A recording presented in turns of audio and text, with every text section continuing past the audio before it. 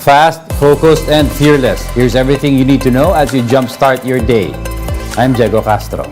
Justice Secretary Boying Remulla reveals that MT Princess Empress is a scrap ship turned into an oil tanker.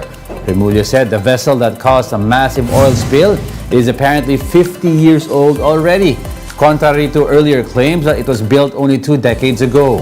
The DOJ is now working on the case build-up against owner RDC Railed Marine Services.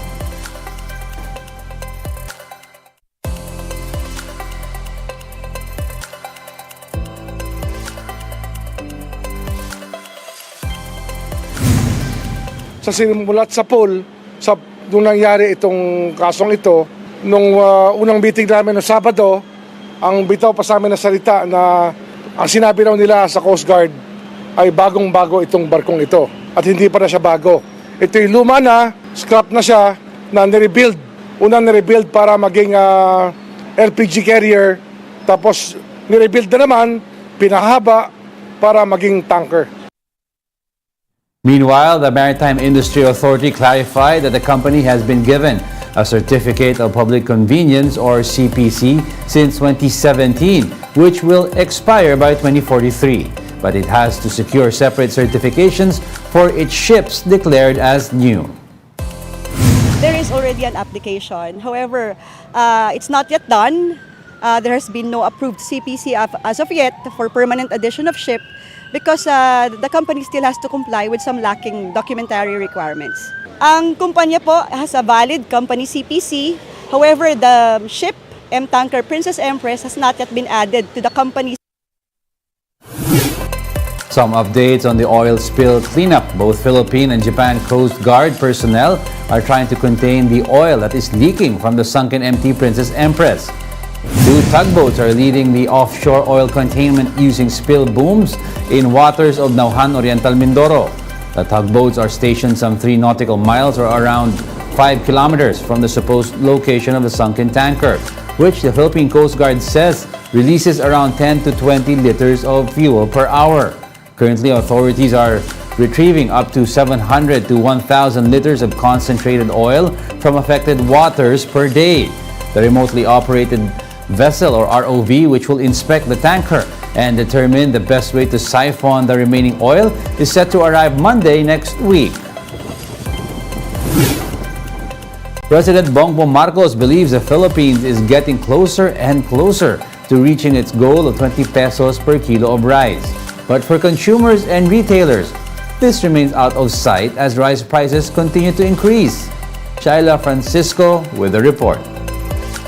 Yung bigas, yung aking pangarap na sinabi na nung bago akong upo na sana mapababa natin ang presyo ng bigas ng 20 piso. Hindi pa tayo umabot doon. Dahan-dahan palapit. Nasa 25 piso na lang tayo.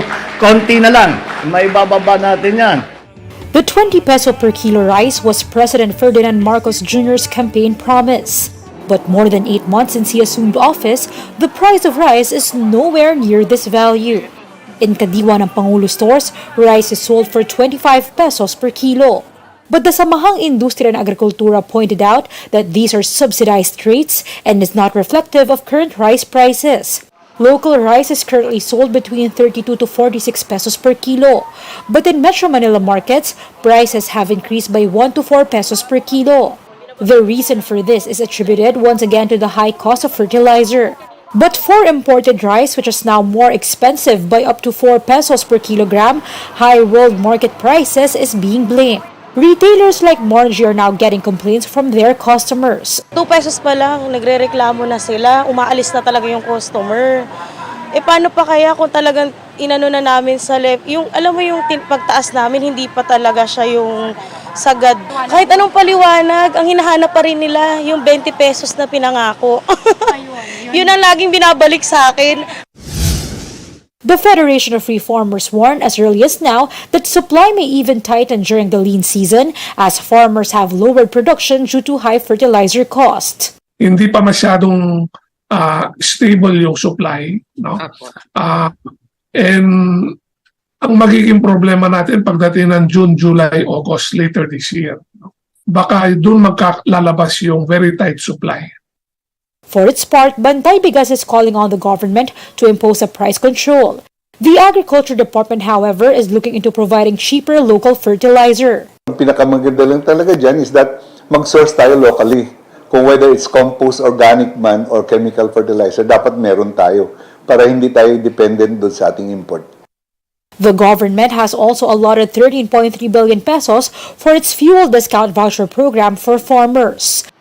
Shaila Francisco, we are One News. We'll be back with more stories after the break. Keep it here on One News.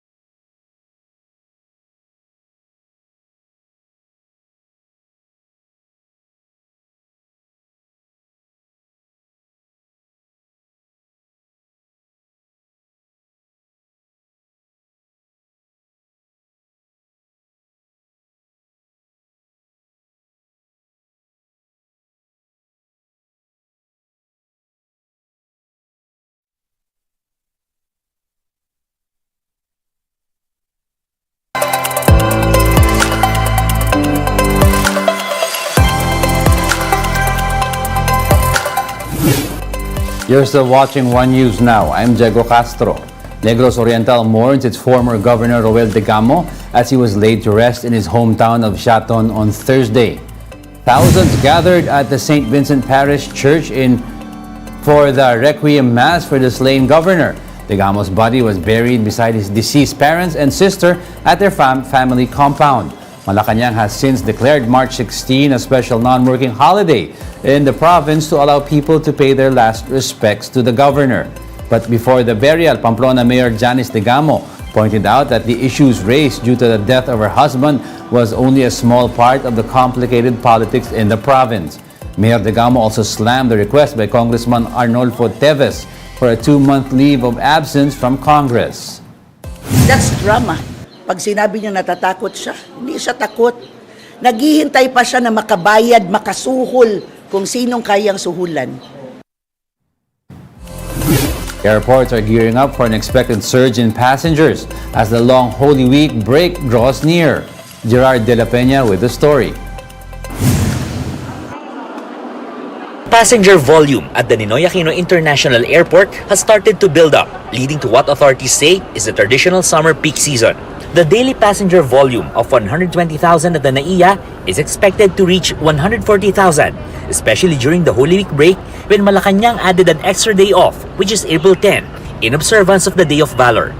Araw ng Kagitingan is usually observed on April 9, but it was moved as it happens to fall on Easter Sunday. Itong mga nakaraang mga long weekends, talagang medyo malakas yung surge ng traffic. May pent-up travel, desire for travel ng mga tao kasi prior to COVID, we are one of the fastest growing aviation markets, and ang daming ng mga Pilipinong bumibiyahe at yun nga, ang connectivity natin has improved. With the, one of the fastest growing aviation markets now recovering fast, the surge of traffic is quite talagang surprising. Not surprising, pero it gives you a feeling of confidence that things will recover talaga. The Department of Tourism is also optimistic that it would reach its target of 4.8 million international arrivals this year after it recorded over 1 million arrivals from January to February. We are also looking at how to better facilitate the arrival and release of tourists from their point of entry and their point of departure. And that means looking at the lines that they have to go through, reducing these lines and improving the waiting time for them to come in and out of the gateways. The DOT is aiming to create over 100,000 jobs in tourism this year. That's why it is pushing for training of tourism frontliners, including airport employees. In light of the challenges that the airport has faced under the Department of Transportation, I offered to Secretary Bautista to train our airport personnel, including the airport security personnel, in the Filipino values of hospitality para ma-ensure po natin na ma-reduce yung negative experience ng ating mga turista as they come to our airports. The tourism chief also said that she has already issued a memorandum to local government units to do away with requirements such as negative COVID test results and vaccination. This is to attract more tourists. However, the e-travel card requirement is staying. We cannot do away with all of the information requirements of governments coming into the for foreigners coming into the Philippines, because that is also a matter of national security. The e-arrival platform provides a very convenient way of gaining information from at least 5 government agencies. But returning overseas Filipinos find this cumbersome. Idagdag pa siya sa iniisip mo eh. So, bago ka umalis, kailangan na fill up mo pa. Kahit naman sa ibang bansa ka pumunta, wala nang ganun eh. Diretso immigration na lang eh. The Civil Aeronautics Board has also downgraded the fuel surcharge that airlines charge their passengers. This would mean that the fuel surcharge for domestic passengers would range between 185 to 665 pesos, while international passengers may be charged 610 up to 4,538 pesos, which is lower compared to the charges for this month. April is a peak period. So tama-tama, maganda yung timing ng pagbaba ng fuel surcharge.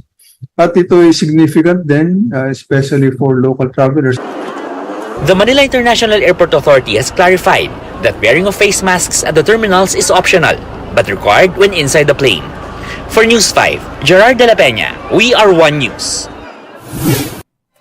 And that's it for this hour. Join us again at 7:45 a.m. as we continue to monitor the day's biggest stories. I'm Diego Castro. We are One News. All sides, all the time.